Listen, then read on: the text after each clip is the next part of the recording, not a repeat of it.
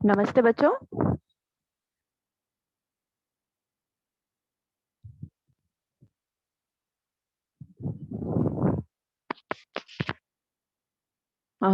स्वागत है आप सभी का आज की हिंदी रिवीजन की क्लास में।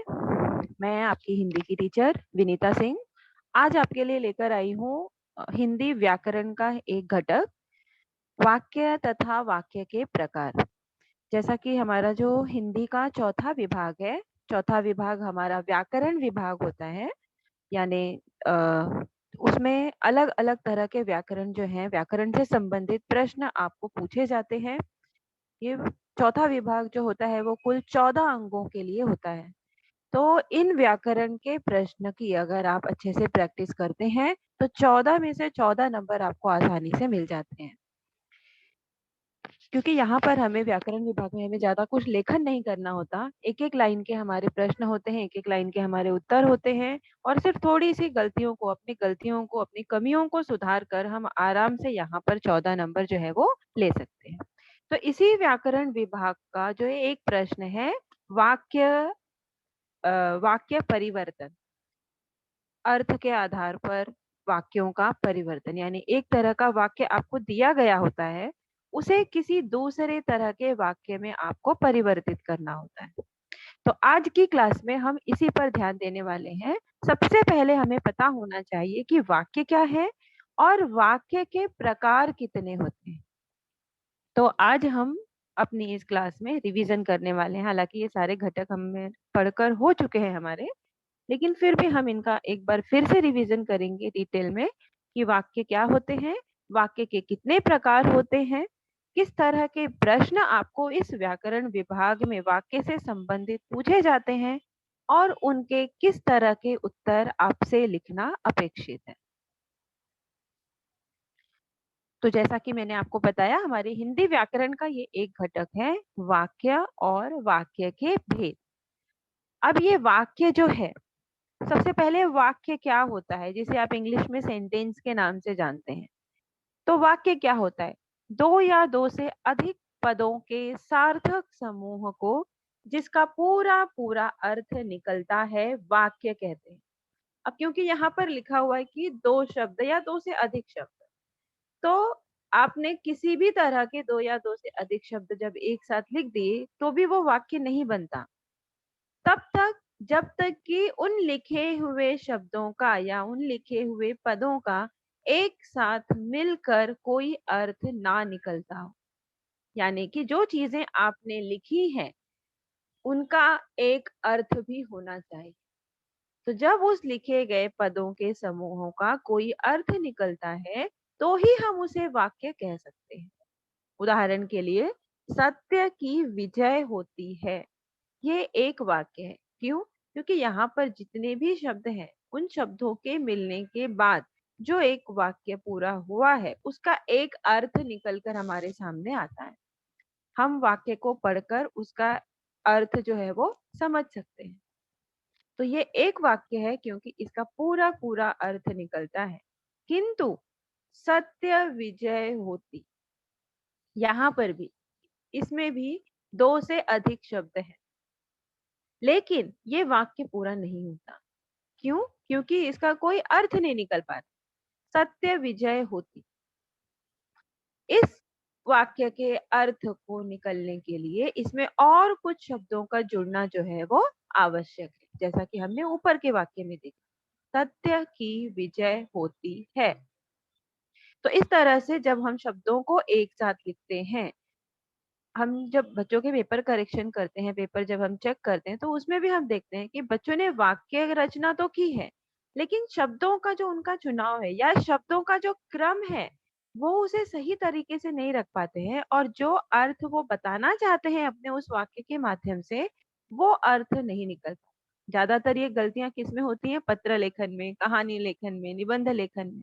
यानी जो हमारा लेखन कौशल का विभाग है, वहां पर इन गलतियों की, इन व्याकरण की अशुद्धियों की वजह से आपके नंबरों की जो है वो नंबर जो है वो कम होते जाते हैं, कटते जाते हैं। तो लेखन कौशल को विकसित करने के लिए, लेखन कौशल को अच्छा बनाने के लिए जरूरत है आपको ग्रामर, व्याकरण विभाग पर ध्यान देने की। जब आप व्याकरण विभाग पे अच्छी तरह से ध्यान देंगे, वहां पर अच्छा काम करेंगे, वहां पर उसको अच्छे से समझने की, सीखने की कोशिश करेंगे, तो अपने आप आपका जो लेखन कौशल का विभाग है, वहां के जो प्रश्न है उसमें आपकी गलतियों की जो मात्रा है वो कम होती जाएगी। तो वाक्य जो है वो इस तरह से होने चाहिए। जब आप आगे भी अब वाक्यों की रचना करेंगे, चाहे वो प्रश्नोत्तर लिखने के लिए हो, निबंध, पत्र, कहानी, वृत्तांत, किसी भी लेखन में जब आप वाक्य रचना करेंगे तो आपको ये चीजें ध्यान में रखनी है कि वाक्यों में जो शब्दों का क्रम है वो सही होना चाहिए, और साथ ही साथ जब वो शब्द एक साथ मिलकर जिस वाक्य की रचना कर रहे हैं, वो रचना के माध्यम से जो अर्थ मैं बताना चाहता हूँ, वो अर्थ उस वाक्य से निकल रहा है या नहीं निकल रहा है, तो ही वो आपका लेखन कौशल का जो कार्य है वो पूरा होता है। वाक्य हमने समझ लिया। अब हमें देखना है कि वाक्य के भेद यानी प्रकार, टाइप्स ऑफ सेंटेंस जिसे हम कहते हैं इंग्लिश में, तो वाक्य के भेद कौन कौन से होते हैं। अब वाक्य के ये जो भेद है वो दो प्रकार से किए जाते हैं, और दोनों ही प्रकार के प्रश्न आपको व्याकरण विभाग में पूछा जाता है। पहला है अर्थ के आधार पर वाक्य भेद। इसके कुल 8 प्रकार हैं। यानी अर्थ, जो हम वाक्य लिखते हैं या जो हम दैनिक जीवन में वाक्य बोलते हैं, जब आप बातें भी करते हैं, कभी आप ध्यान से अगर आप अपने ही कहे हुए वाक्यों को ध्यान से समझने की कोशिश यदि करेंगे, तो आपको खुद समझ में आ जाएगा कि आप अपने दैनिक जीवन में एक ही तरह का वाक्य नहीं कहते हैं। इन वाक्यों के भी कई प्रकार हैं। कुछ वाक्यों में आप किसी से प्रश्न पूछते हैं, कुछ वाक्यों में आप अपने मन की इच्छा व्यक्त करते हैं, कुछ वाक्य में आप किसी को आज्ञा देते हैं, कुछ वाक्य आप ऐसे कहते हैं जिसमें विस्मय या आश्चर्य प्रतीत होता है। तो इस तरह से जो हम दैनिक जीवन में वार्तालाप में जिन वाक्यों का प्रयोग करते हैं, चाहे वो अपने मित्रों के साथ हो, अपने रिश्तेदारों के साथ हो, माता पिता के साथ हो, पड़ोसियों के साथ हो या टीचर के साथ, जो भी बातें हम अपने रोज के जीवन में करते हैं, उन बातों में क्या होते हैं, वाक्य ही तो होते हैं। छोटे बड़े अलग अलग तरह के वाक्य होते हैं, और ये वाक्य भी जो है वो अलग अलग अर्थ हमारे आ, वाक्य जो है वो अलग अलग अर्थ का प्रयोग हम यहाँ पर करते हैं। जहां पर आवश्यकता है वहां हम प्रश्न पूछते हैं, जहां आवश्यकता है वहां हम आज्ञा देते हैं। तो ये सारी चीजें हम अपने रोज के जीवन में प्रयोग में लाते हैं। तो अर्थ के आधार पर वाक्य के कुल 8 प्रकार होते हैं। दूसरा प्रकार इसका आता है रचना के आधार पर। रचना यानी वाक्य की रचना के आधार पर, यहाँ पर इसके कुल 3 प्रकार हैं। तो आज की क्लास में हम दोनों में से पहली यानी अर्थ के आधार पर वाक्य के जो 8 प्रकार हैं, वो आज की क्लास में हम रिवीजन करेंगे, और रचना के आधार पर जो वाक्य के प्रकार हैं वो हम अगली क्लास में देखेंगे। तो अर्थ के आधार पर, जैसा कि मैंने आपको बताया, वाक्यों के कुल 8 प्रकार हैं। अब ये कौन कौन से प्रकार हैं? सबसे पहले होता है विधानवाचक वाक्य, दूसरा निषेधवाचक वाक्य, तीसरा प्रश्नवाचक वाक्य, चौथा विस्मयादिवाचक वाक्य, पांचवा आज्ञावाचक वाक्य, छठा इच्छावाचक वाक्य, सातवां संकेतवाचक वाक्य, और आठवां संदेहवाचक वाक्य। तो अर्थ यानी हम जो वाक्य बोलते हैं या जो वाक्य लिखते हैं, उनके अर्थ के आधार पर, उन वाक्यों से जो अर्थ निकलता है, उन आधारों पर वाक्यों को इन 8 श्रेणियों में विभाजित किया जाता है। अब इन 8 प्रकारों की क्या पहचान है? हम कैसे पहचान सकते हैं कि कौन सा वाक्य विधानवाचक है या कौन सा इच्छावाचक है या कौन सा प्रश्नवाचक है? इसे हम आगे डिटेल में समझते हैं।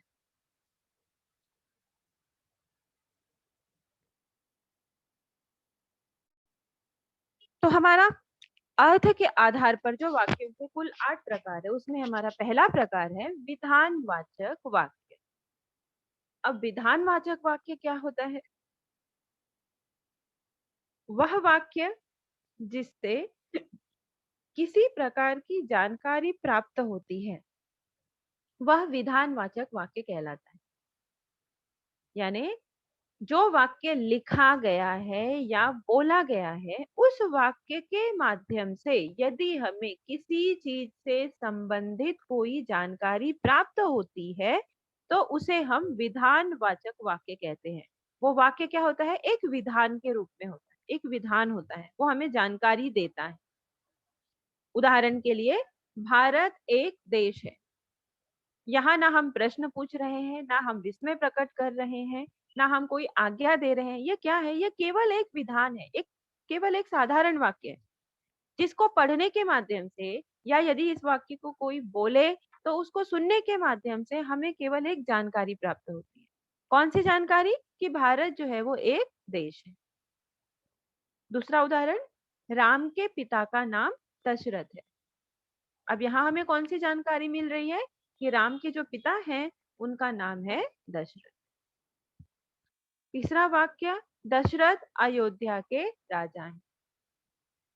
यहाँ पर हमें ये जानकारी मिल रही है इस वाक्य को पढ़ने के माध्यम से कि दशरथ जो थे वो अयोध्या के राजा थे।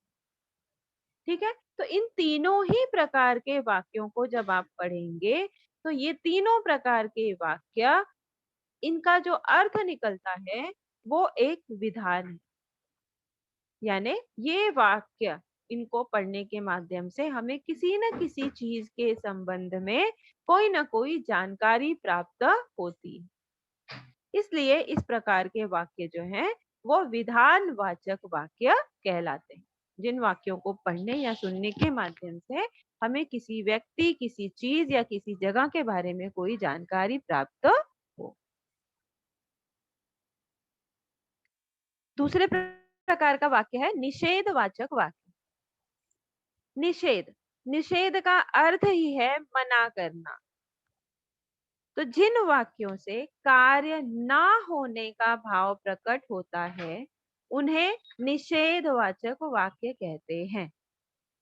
इन वाक्यों की पहचान न, मत, नहीं ये शब्द देखकर भी की जा सकती है।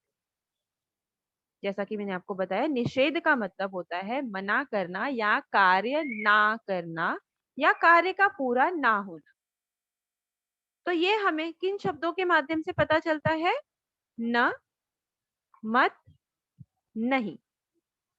ये जो शब्द हैं यानी निषेध प्रकट करने वाले इन शब्दों को देखकर भी इस तरह के वाक्यों की पहचान हम कर सकते हैं कि वो निषेधवाचक वाक्य है या नहीं।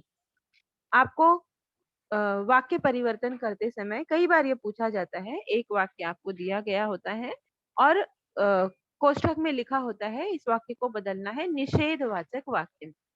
और बच्चे कई बार यहाँ कंफ्यूज होते हैं कि निषेधवाचक वाक्य क्या है। तो निषेधवाचक आपको ध्यान में रखना है, निषेध का मतलब होता है मना करना, यानी उल्टा नकारात्मक वाक्य। तो आपको जो भी वाक्य दिया गया है उसे क्या करना है? उस कार्य को नकारात्मक रूप में बदलना है। तो नकारात्मक वाक्य ही क्या कहलाता है? निषेधवाचक वाक्य। जैसे ऐसी सर्दी में बाहर मत जाओ। अब यहाँ पर कौन से शब्द का प्रयोग हुआ है? मत। कार्य को मना करने के लिए, कार्य को ना करने के लिए मत शब्द का प्रयोग करके वाक्य को निषेधवाचक वाक्य में परिवर्तित किया गया है या नकारात्मक वाक्य में बनाया गया है। ऐसी सर्दी में बाहर मत जाओ, कार्य करने से यहाँ पर मना किया गया है। दूसरा उदाहरण, रोहन धूप में ना निकलना। अब यहाँ पर भी कार्य को मना करने के लिए कौन से निषेधवाचक शब्द का प्रयोग हुआ है? ना। रोहन धूप में ना निकलना। उसके बाद मैंने दूध नहीं पिया। यहाँ पर भी कार्य को ना करने के लिए या कार्य नहीं हुआ ये बताने के लिए नहीं इस शब्द का प्रयोग किया गया है, जिसकी वजह से ये वाक्य जो है वो निषेधवाचक वाक्य बन गया है। मैंने खाना नहीं खाया। तो इस तरह से जिन वाक्यों में मत, न, नहीं इस तरह के निषेध शब्दों का प्रयोग हुआ हो, वो वाक्य निषेधवाचक वाक्य कहलाता है। शब्दों के माध्यम से आप इस तरह से पहचान कर सकते हैं। बाकी अर्थ तो सीधा सरल है कि जब वाक्य पढ़कर या सुनकर आपको ये पता चले कि इन वाक्यों के माध्यम से कार्य ना करने का बोध हमें हो रहा है, कार्य पूरा ना होने का बोध हो रहा है, तो वो वाक्य जो है वो निषेधवाचक वाक्य होते हैं।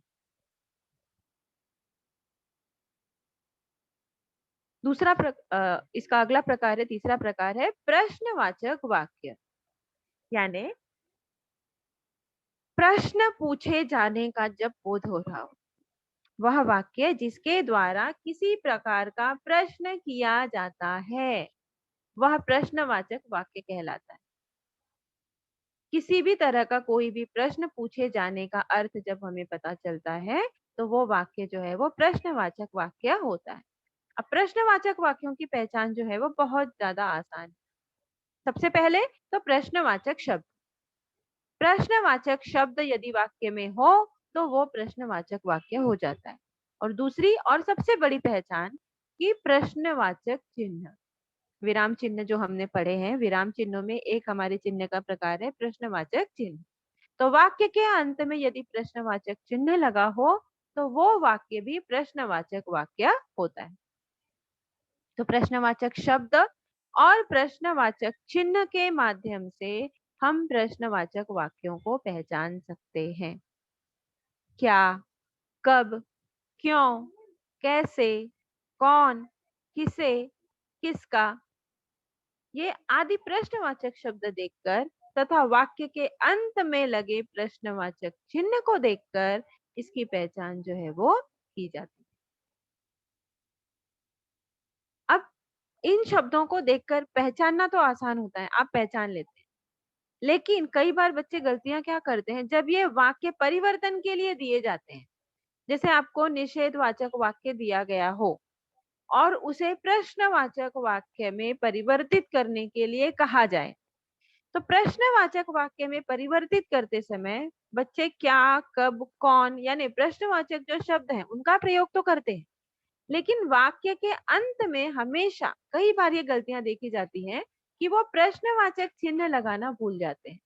उसकी जगह पर या तो वो पूर्ण विराम चिन्ह लगा देते हैं या फिर किसी भी तरह का कोई भी चिन्ह नहीं लगाते हैं।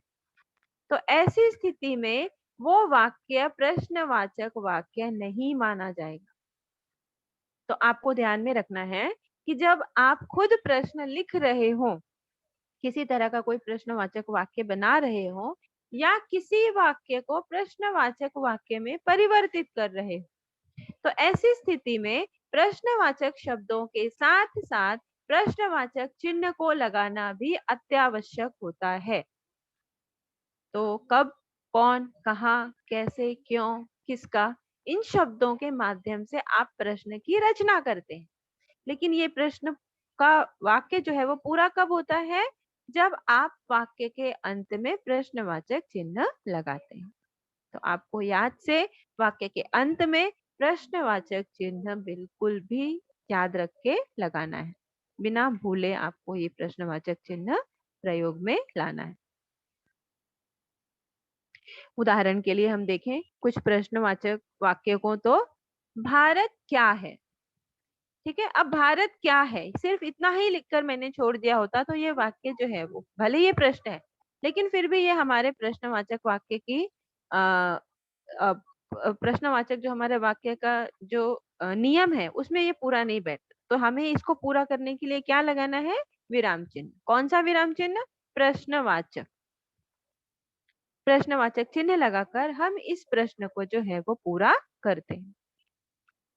राम के पिता कौन है, प्रश्नवाचक चिन्ह। दशरथ कहाँ के राजा हैं, प्रश्नवाचक चिन्ह। कल तुमने क्या क्या खाया था, प्रश्नवाचक चिन्ह। विक्रम किसकी राह देख रहा था। तो इस तरह से अलग अलग तरह के प्रश्नवाचक शब्दों की सहायता से, जैसे किसी वाक्य में क्या, कौन, कहाँ, क्या क्या, किसकी, इस तरह के अलग अलग प्रश्नवाचक शब्दों का प्रयोग हर वाक्य में किया गया है और वाक्य के अंत में प्रश्नवाचक चिन्ह लगाकर इन वाक्यों को प्रश्नवाचक वाक्य जो है वो बना दिया गया है।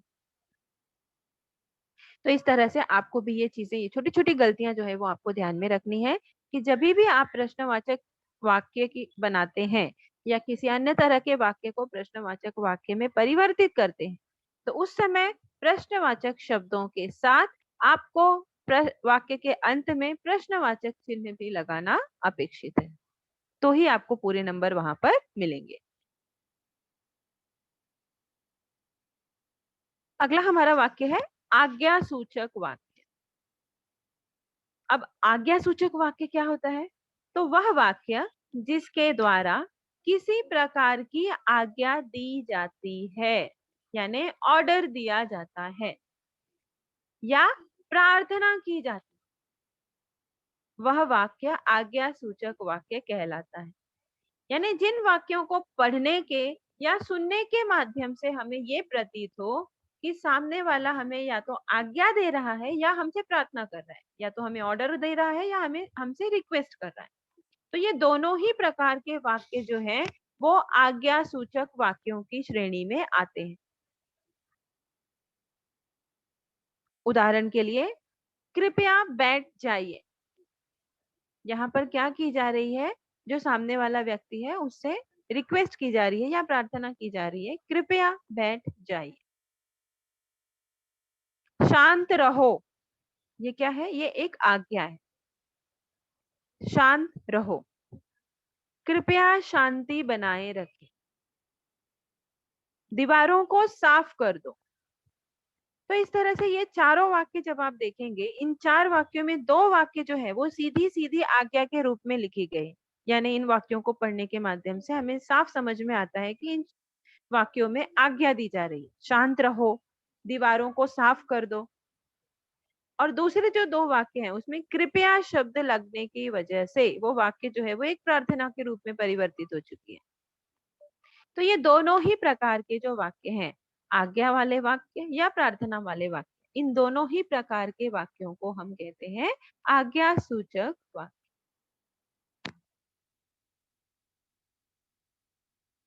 अगला हमारा वाक्य है विस्मयादि वाचक वाक्य। यानी विस्मय का अर्थ है आश्चर्य। जिन वाक्यों से आश्चर्य, हर्ष, घृणा, प्रसन्नता, शोक, दुख, भय आदि भावों की अभिव्यक्ति हो, उन्हें विस्मयवाचक वाक्य कहते हैं। जब हम ये विस्मयवाचक वाक्य बच्चों को समझाते हैं तो ज्यादातर बच्चों को यही लगता है कि केवल आश्चर्य, यानी जिन वाक्यों को पढ़ने से हमें आश्चर्य होता है वो विस्मयवाचक वाक्य होते हैं।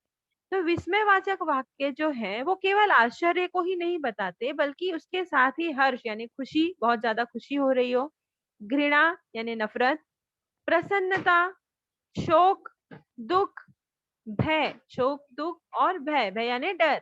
तो इन सारे अलग अलग हमारी जो मानवीय भावनाएं हैं, इन भावनाओं को दर्शाने वाले जो शब्द होते हैं, उन शब्दों के साथ विस्मय सूचक चिन्ह लगाया जाता है और उसकी वजह से वो वाक्य जो है वो विस्मयादि वाचक वाक्य में परिवर्तित हो जाते हैं।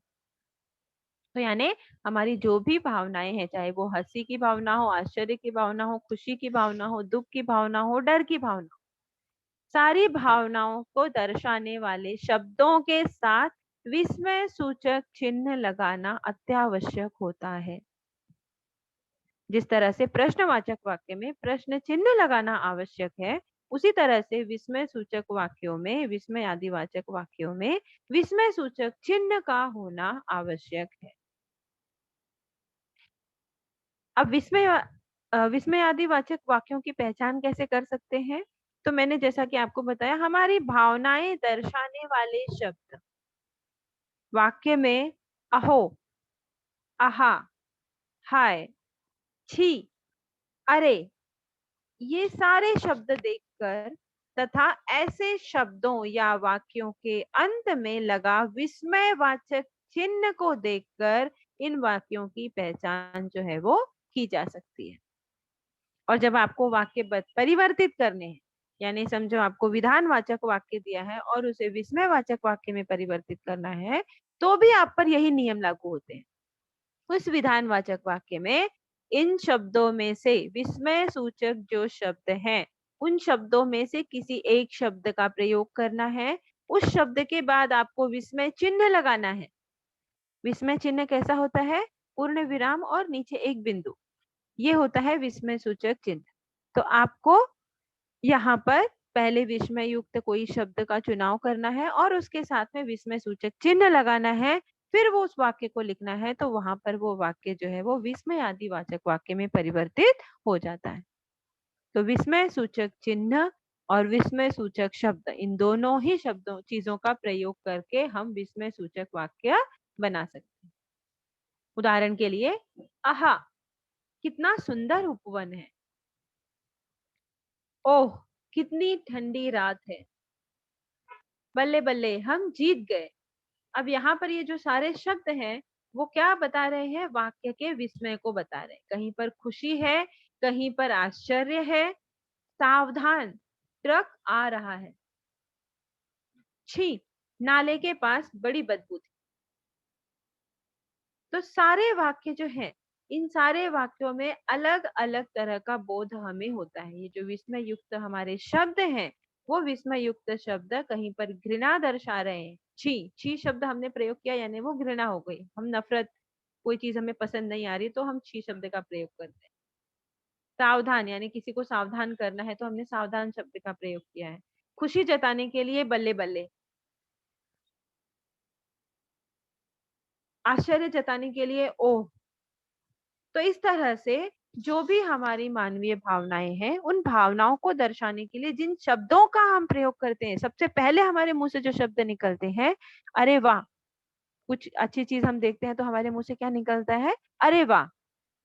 तो ये क्या है? हमारे प्रसन्नता के शब्द। ये शब्द जो है वो हमारे वाक्य के विस्मय को सूचित करते हैं।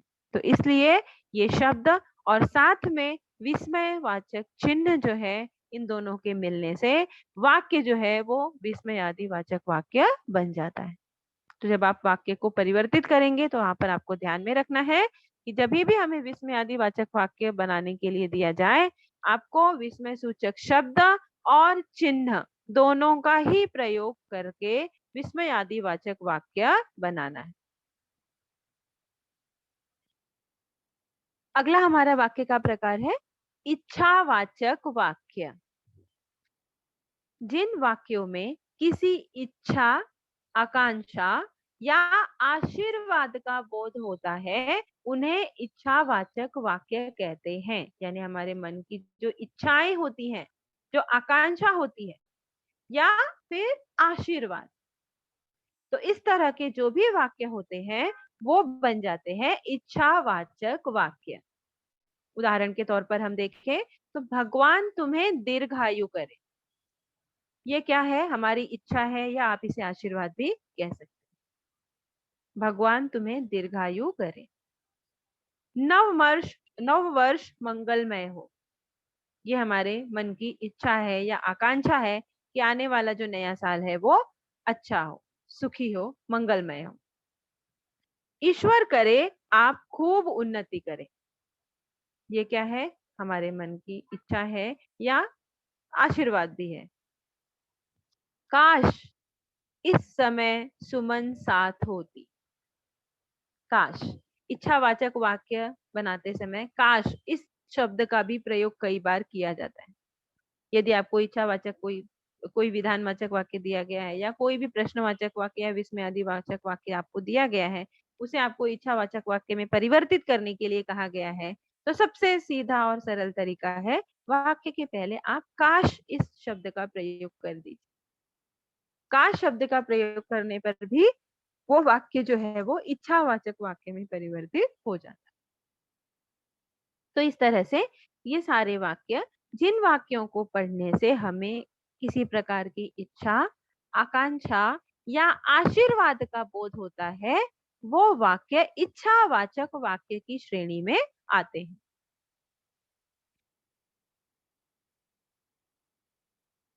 अगला हमारा वाक्य प्रकार है संकेतवाचक वाक्य।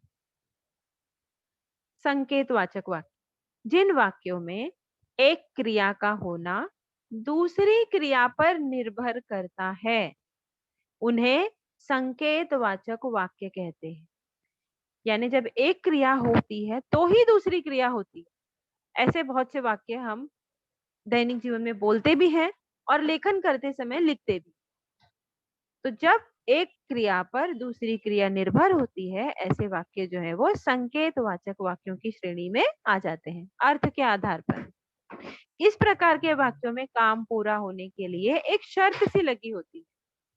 संकेतवाचक वाक्य की पहचान यदि अगर जैसे शब्द देखकर की जा सकती है। उदाहरण के लिए राम का मकान उधर है। अब यहाँ पर यदि और अगर दोनों में से किसी भी शब्द का प्रयोग नहीं किया गया है लेकिन एक संकेत का प्रयोग हो रहा है। यदि आप बात करने के समय इस वाक्य को कहें, यदि मैं किसी से बात कर रही हूँ तो इस वाक्य को कहते समय अपने आप मेरे हाथ की उंगलियां जो है किसी एक दिशा की तरफ इशारा करेंगी यानी संकेत करेंगी। तो इसलिए ये वाक्य जो है वो संकेतवाचक वाक्य है। राम का मकान उधर है। उधर शब्द के माध्यम से हम क्या दे रहे हैं? संकेत दे रहे हैं, इशारा दे रहे हैं कि ये जो स्थान है जिस स्थान की मैं बात कर रही हूँ वो उस तरफ आता है।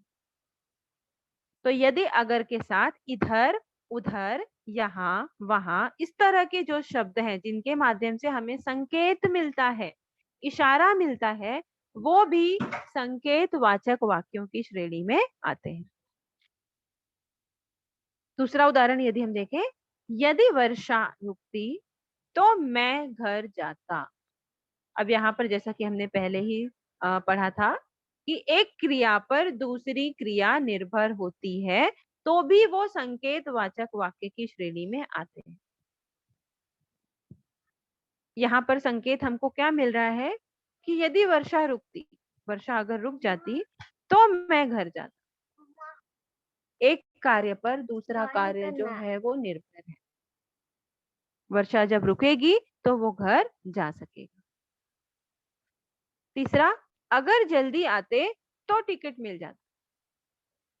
अगर जल्दी आते तो टिकट मिल जाता, यानी यहाँ पर यदि एक क्रिया होती, कौन सी क्रिया, पहली क्रिया कौन सी होती? यदि वो जल्दी आती तब दूसरी क्रिया जो है वो हो पाती, टिकट मिलने की। तो इस तरह से वाक्यों को, जिन वाक्यों को पढ़ने के माध्यम से हमें किसी तरह का कोई संकेत या इशारा मिलता है या फिर एक वाक्य की क्रिया दूसरी क्रिया पर निर्भर होती है, ऐसे वाक्य भी संकेतवाचक वाक्य की श्रेणी में आते हैं।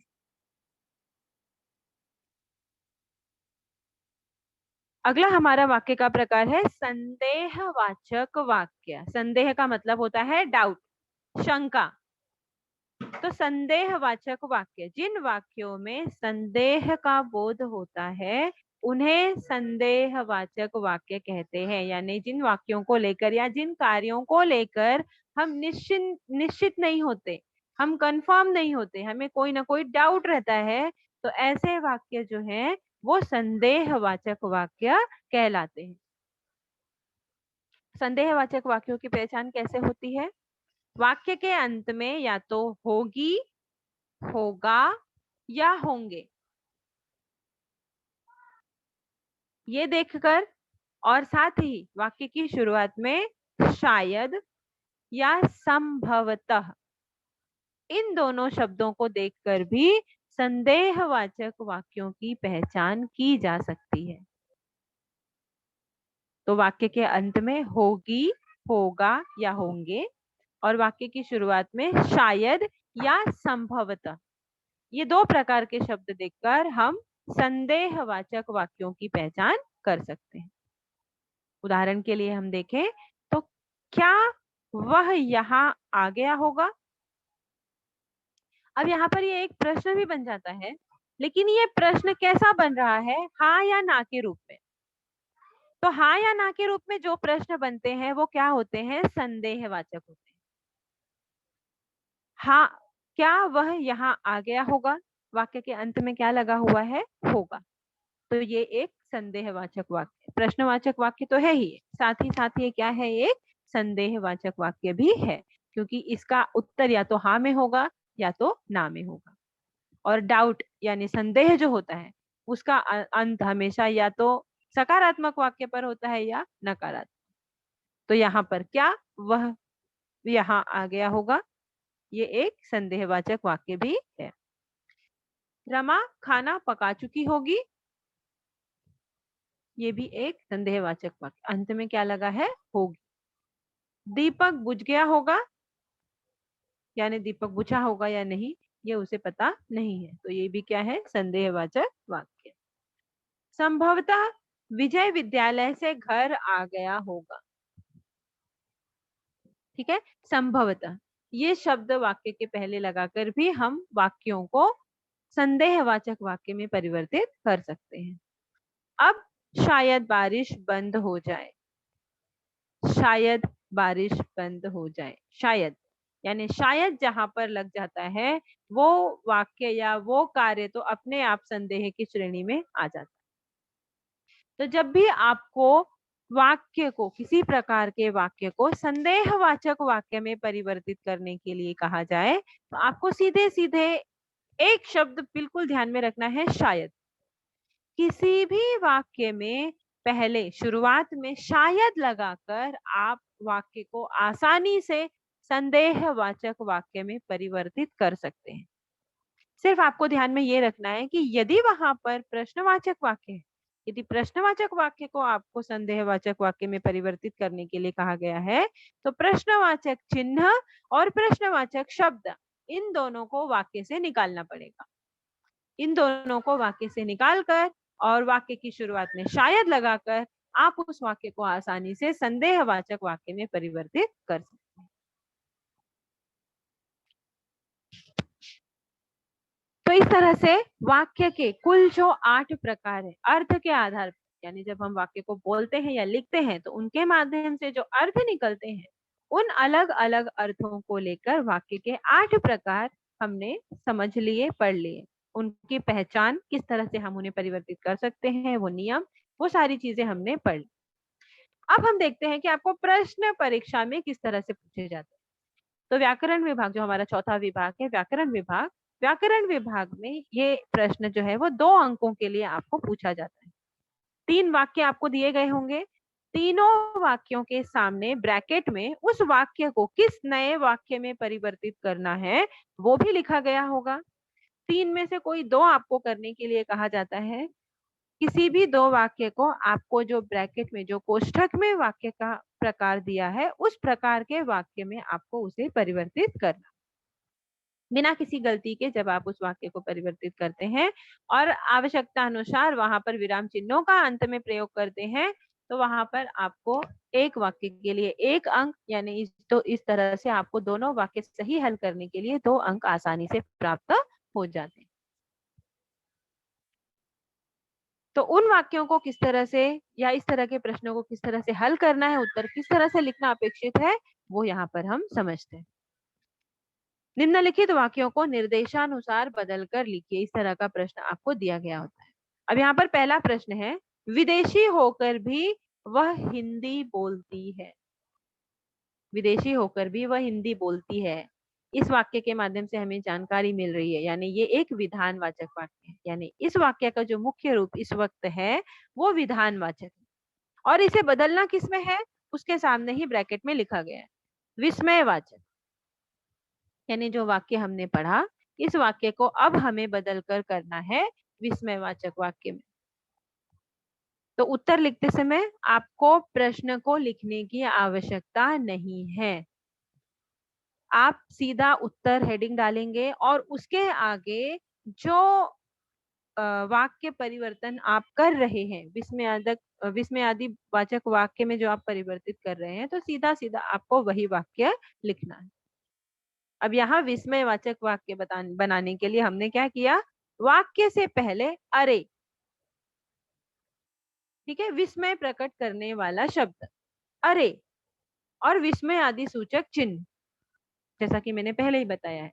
प्रश्नवाचक और विस्मयवाचक दोनों ही वाक्यों के नियम क्या है कि आपको शब्दों के साथ, प्रश्नवाचक और विस्मयवाचक शब्दों के साथ प्रश्नवाचक चिन्ह और विस्मयवाचक चिन्ह का प्रयोग करना भी अपेक्षित है। तो यहाँ पर अरे ये विस्मयवाचक शब्द और इसके साथ में विस्मय सूचक चिन्ह। अरे वह विदेशी होकर हिंदी बोलती है। ये हमारा वाक्य जो है पहले जिस रूप में था, पहले कौन से रूप में था, विधानवाचक, और अब हमने इसको अरे इस विस्मय सूचक तथा विस्मय सूचक चिन्ह के माध्यम से हमने इस वाक्य को बना दिया है विस्मयवाचक वाक्य। अगला उदाहरण देखते हैं। पछताने से बचने के लिए कठोर परिश्रम करो। यहाँ पर क्या है, ये आज्ञा सूचक वाक्य है। इस वक्त इसका जो रूप है, पछताने से बचने के लिए कठोर परिश्रम करो, ठीक है, ये क्या हो रहा है, आज्ञा दे रही, यानी मूल रूप जो है इसका वो आज्ञा सूचक है। अब इसे बदलना किसमें है, संकेतवाचक वाक्य में।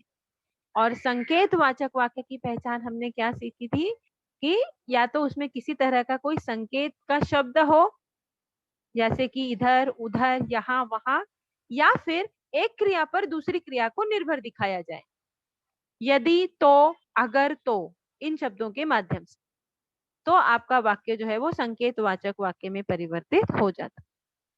तो कठोर परिश्रम करते तो पछताने से बच जाते हैं। तो यहाँ पर तो शब्द का प्रयोग करने के माध्यम से हमारा जो वाक्य है वो संकेतवाचक वाक्य में परिवर्तित हो गया। क्यों? क्योंकि कठोर परिश्रम करते इस क्रिया पर दूसरी क्रिया को हमने निर्भर कर दिया। तीसरा उदाहरण, सुबह होते ही फूल खिलने लगे। अब इसे बदलना है फिर से विस्मयवाचक वाक्य में। तो फिर से यहाँ पर क्या करेंगे हम, विस्मयवाचक चिन्ह और विस्मय सूचक शब्द और विस्मय सूचक चिन्ह का प्रयोग करेंगे। आहा, सुबह होते ही फूल खिलने लगे। पूरा वाक्य वैसे का वैसा ही लिखा है, सिर्फ वाक्य के पहले हमने क्या किया है, आहा इस शब्द का प्रयोग और विस्मय सूचक चिन्ह का प्रयोग। यदि ये प्रश्नवाचक वाक्य होता तो हमें प्रश्नवाचक शब्द को निकालना पड़ता और प्रश्नवाचक चिन्ह को भी निकालना पड़ता, लेकिन क्योंकि ये एक सरल वाक्य था, एक साधारण विधान वाक्य था, इसलिए हमने पूरा का पूरा वाक्य वैसे ही लिखा है, केवल वाक्य की शुरुआत में हमने आहा इस शब्द का प्रयोग किया है।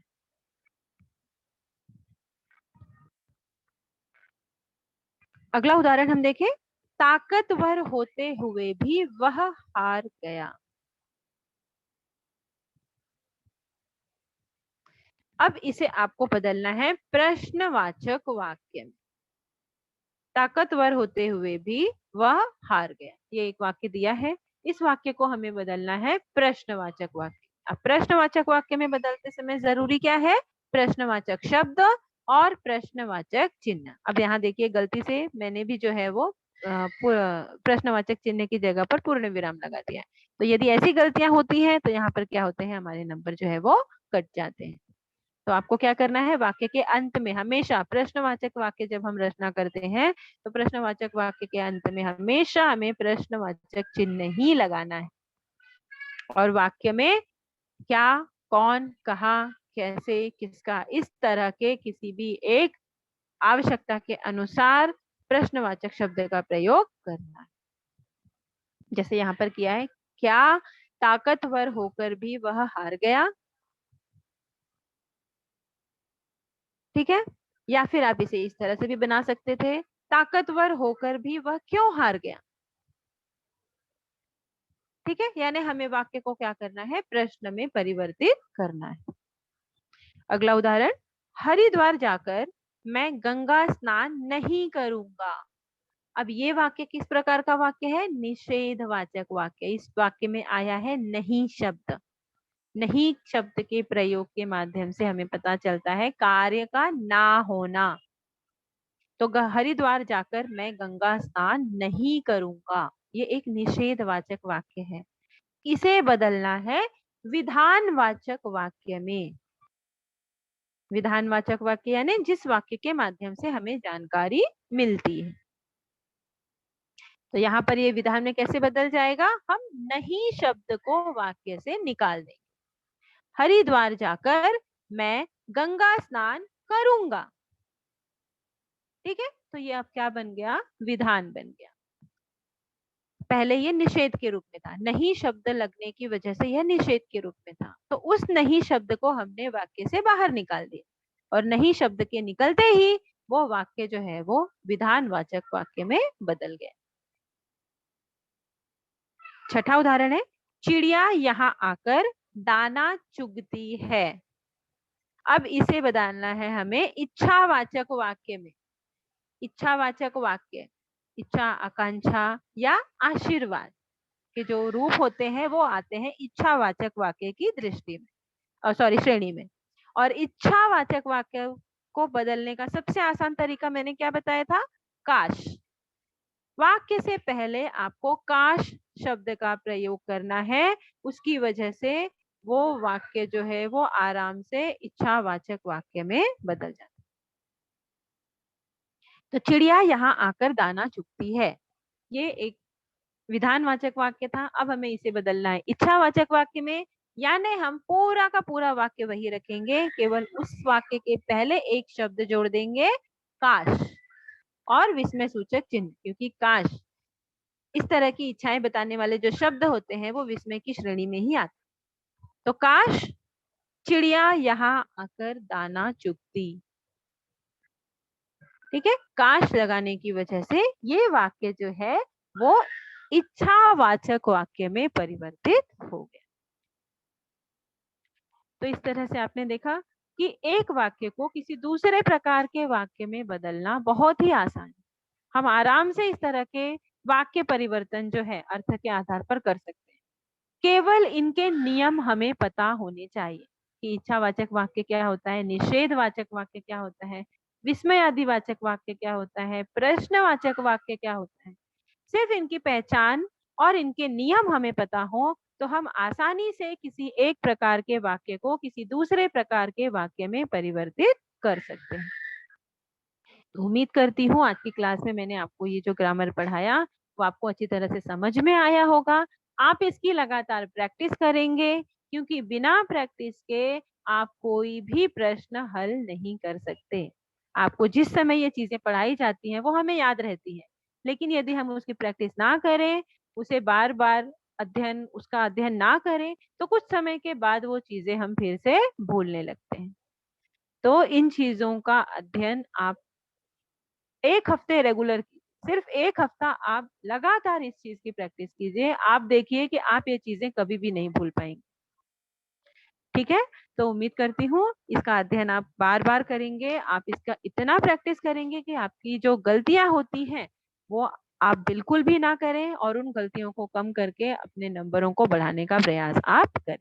तो आज की क्लास में हमने पढ़ा वाक्य के प्रकार में जो दो प्रकार होते हैं, अर्थ के आधार पर और रचना के आधार पर। उसमें से अर्थ के आधार पर जो वाक्य के कुल 8 प्रकार होते हैं, उन 8 प्रकारों को समझा और किस तरह से उनके प्रश्न आपको हल करने हैं, आपको उत्तर किस तरह से लिखना अपेक्षित है, वो भी मैंने आपको समझाया। अब इसी तरह के कुछ वाक्यों को लेकर आप इसकी लगातार प्रैक्टिस कीजिए और अपने इस ग्रामर को और ज्यादा विकसित करने का प्रयास कीजिए। तो आज की क्लास मैं यहीं पर खत्म करती हूँ। Thank you so much.